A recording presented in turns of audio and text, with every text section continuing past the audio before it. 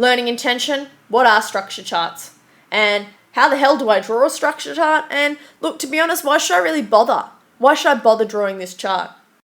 Structure charts come under the heading of system documentation.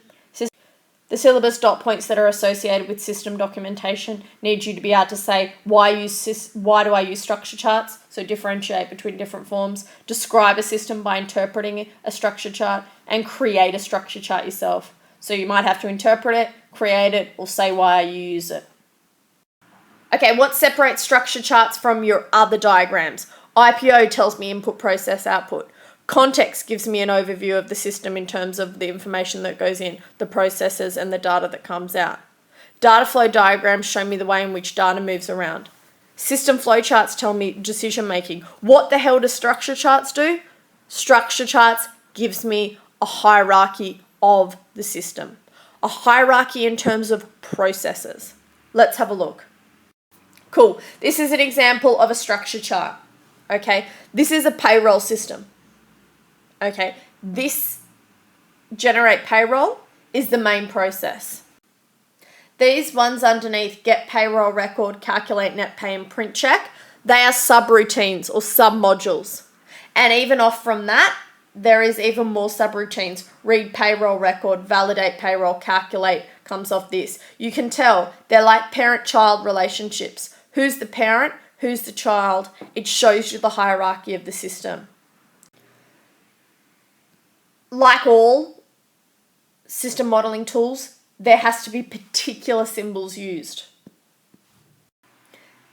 And it's really important that you know what those symbols are.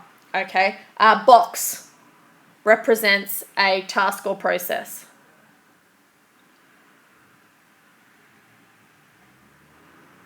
Okay? These are called call lines. Okay? And they show the relationship between different modules and subroutines. You'll notice that there's two different types of arrows and they're a little bit hard to see.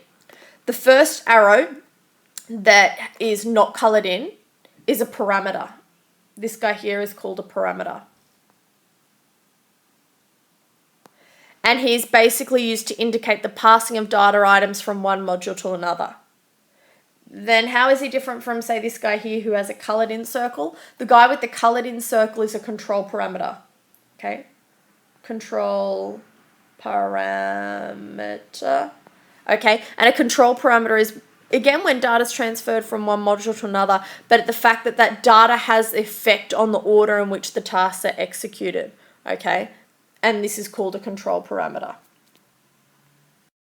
So, for example, it's a little bit hard to see, but get payroll record it sends an execution to validate payroll. So it says, is this payroll valid? And then validate payroll record does that process and sends that record valid parameter back. But then that then has an influence on what task goes next. It's not just data being passed to and fro.